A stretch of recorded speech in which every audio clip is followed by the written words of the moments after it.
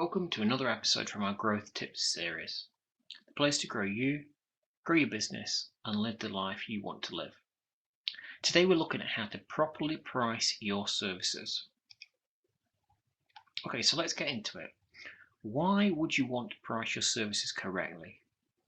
Without knowing your cost of service delivery, you cannot reliably grow your business without knowing if it's viable or know whether you're actually losing money. 90% of businesses close the doors before they reach 5 years, and only 4% make it to 10 years. Industry and how we do business is changing rapidly at the moment. If you think the current situation is bad, it's about to get much worse. The majority of small business owners are what we might call accidental business owners. They didn't really set out to grow a business. They might have been forced into self-employment, and as things got busier, they started to take on extra staff. Now, whether that's your story, it doesn't matter. But we want to make sure the future doesn't happen by chance. Everything you do from now on will be on purpose. So much so that hopefully the future of your business will be predictable. We can be really busy and get carried away with the excitement of seeing the business growing quickly, but lose sight of the fact until the accountant phones us up and tells you there's a serious problem, or worse still, your bank manager. If you can reliably know how much it's costing to deliver a service, you can only then know at what level to price your services at. If you know this, you'll know whether you're losing money, know that you become unable to work, or if you become unable to work, you can find someone else to do the work without the business losing money. And good forward planning. If you price according to where you expect to be, it gives you that bridge between where you are now and where you want to be. Growth doesn't come as an accident.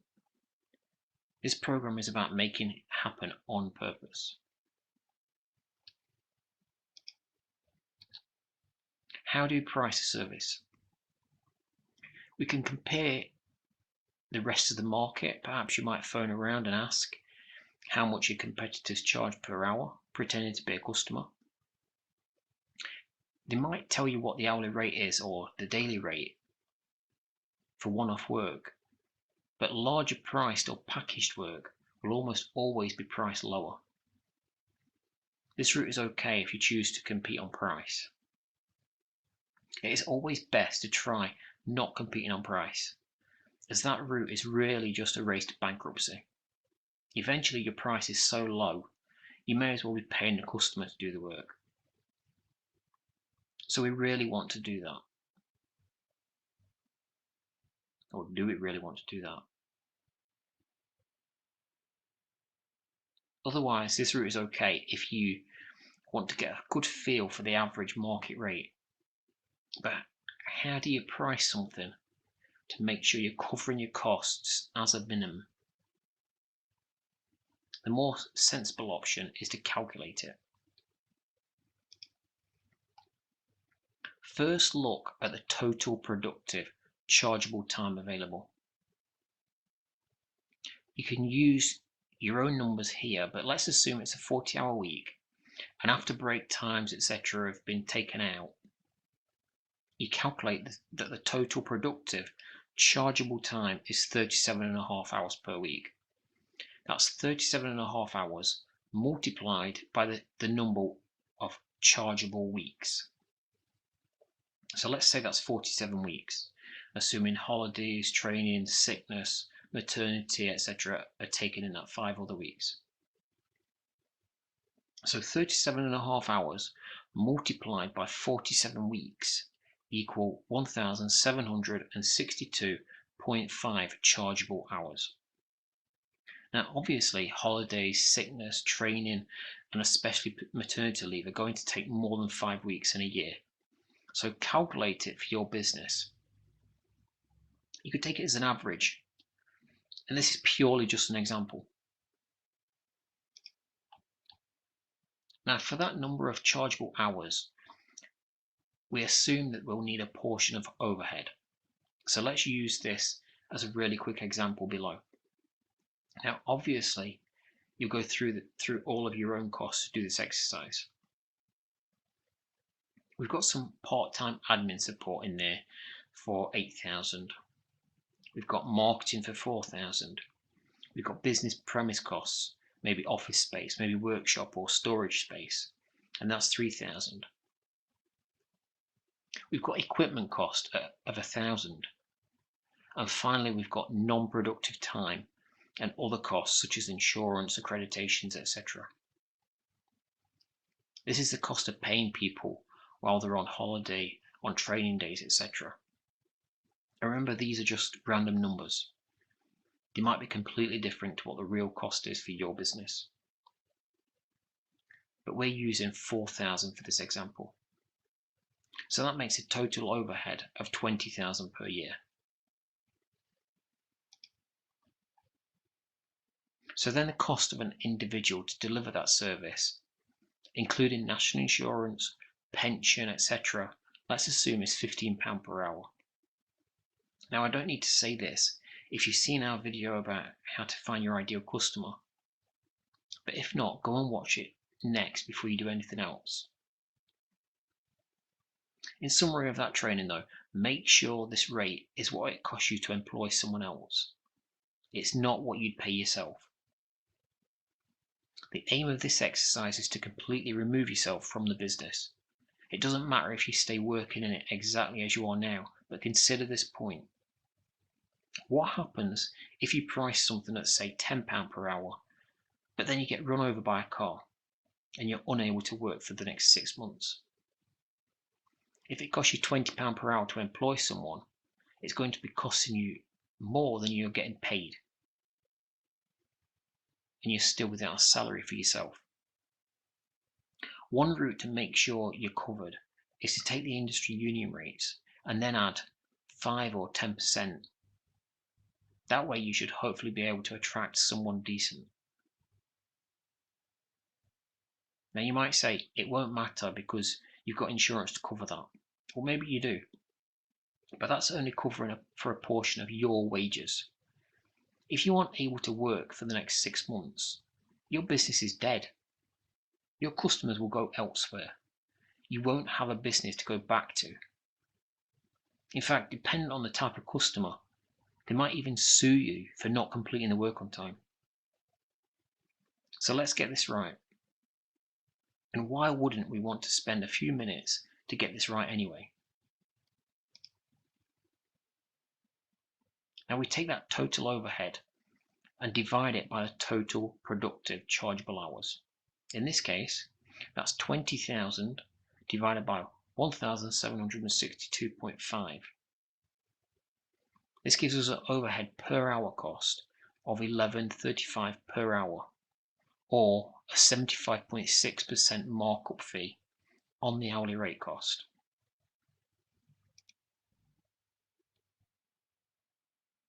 This calculates to £26.35 that we absolutely must charge the customer. Now we haven't added any profit into this figure yet, and if we weren't to do so, it would still be advisable to add a contingency to this figure. Jobs might take longer, or some overheads might creep up in price. You want to make sure they're covered. The amount you add is up to you, but between 10 to 20% is pretty standard in other areas of business such as project budgeting. Next, you want to add a profit markup. In this case, let's say you're adding 15%. So in this example, we're not adding a contingency. So it will be the cost of service delivery rate at £26.35. Add 15%, which equates to £30.30 per hour charge out rate. Assuming everything went to plan, you'd make 13% net profit.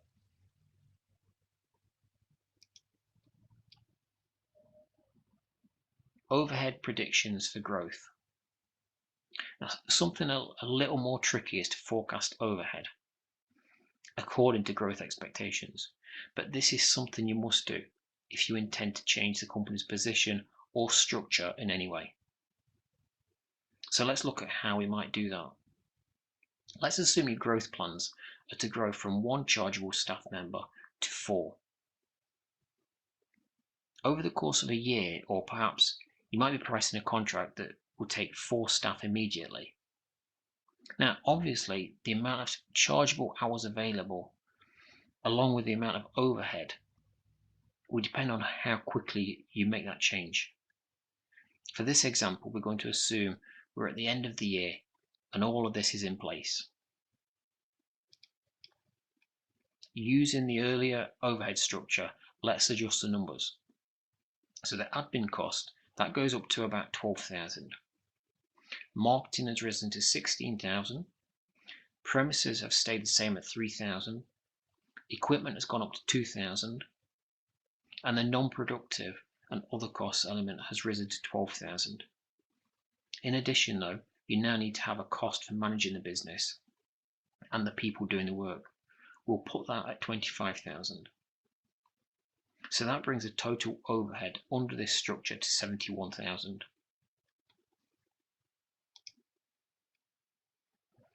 The total chargeable hours capacity has grown from 1,762.5, and we now multiply that by 4. That brings the total hours to 7,050. Looking at our earlier calculation method, we now take the total overhead and divide it by the total hours. In this case, giving us an overhead markup of £10.7 per hour, or a 67.1% markup on the hourly rate. So this means the minimum charge out rate is now £25.07 per hour plus any contingency. So based on charging the original charge out rate of £30.30, we'll now make a 17.2% net profit. And if all goes to plan, we'll make 36,871, assuming we can charge for that number of hours during the period. Now, a few people have asked how to calculate rates for working out of hours, and also how much to charge for call-outs. So let's just take a look at each of those quickly. Now, for most service categories, if there are union rates involved, they will normally say that an employee is paid either time and a half or double time, if they've already done their normal daytime shift, or perhaps if it's a weekend or a public holiday. If, however, the employee is working nights entirely, and that's what makes up their weekly hours, then the shift rate is normally time and a third, or 1.3 times the standard rate. Now, obviously, different service categories will differ for this. For example, some services are always provided out of hours anyway. But let's have a look at an example. So here we've used the earlier example when the standard rate was £15 per hour. So calculating that at shift rate, and we're now paying out £19.50 an hour. We've based the overhead on a set rate per hour, but you could equally do it on a percentage uplift from your standard rate. Obviously, unless you know how many total hours you'll have to work with, though, it makes it hard to stay competitive. So for this example, we're just using the standard overhead rate per hour.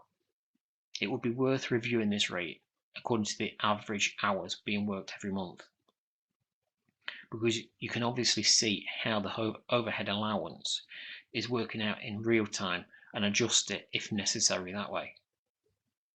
Now, if most of your work is done during normal hours and you just get an occasional contract working out of hours, say for a few hours a month, you could argue that most of your overhead is already covered.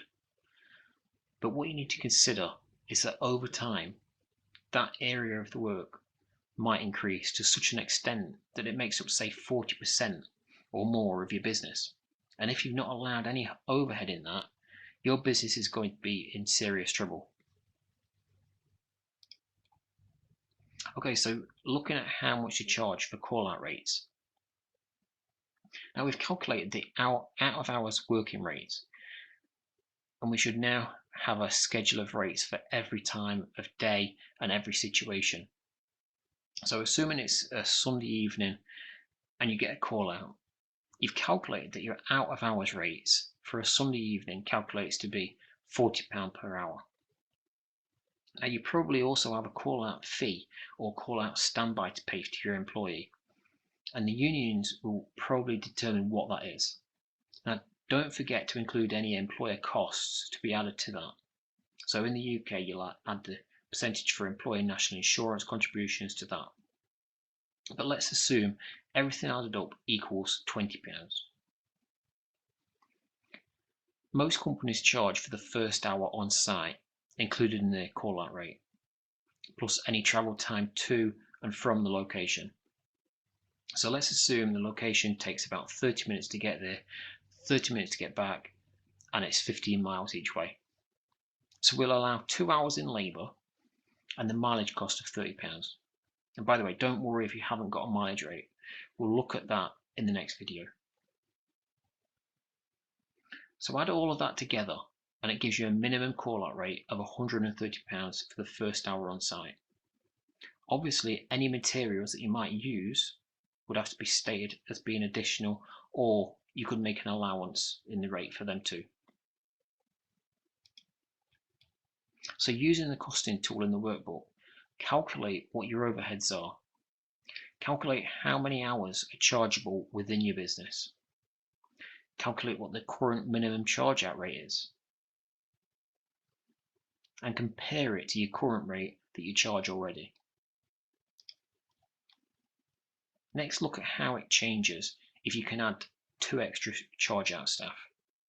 And don't forget to add any additional overhead you think it might take to manage that capacity. Reaching capacity. So one last point to make. If looking at growth, if you already have overhead in the business, at what point does that overhead have to increase to meet the additional demand? Let me give you an example. In our earlier example, we said that the manager was brought in to manage the business with 4 staff. Now let's assume that manager will be at peak performance when they hit 6 staff. That means that when you have capacity to have 7 staff, you then have a full new overhead of £25,000 to pay for to cover that additional management. Now obviously for that example you might be able to get part-time staff to cover the extra demand, but either way, depending on what it is, you might have that fixed overhead cost to consider. Likewise, you've then got to consider if there'll be an additional cost to managing those 2 managers as well. Again, this should be factored in to make sure you're covered. Another example, let's look at your business premises. How much can your business grow before it needs larger premises? Perhaps anything over 4 staff will mean taking on additional new premises of equal size, which means double the premises overhead for only an additional 25% growth in capacity. That's it. Next time we'll be looking at how to price your mileage fee. Thank you for watching. I hope you've got some value from this. If you think others would get some value from it, please invite them to join the various social media groups and pages. As a bit of fun after you complete the workbook, why not post how your current charge out rate compares with a calculated rate in the social groups and pages. And that's it until the next time. Thanks for watching. I look forward to seeing you next time.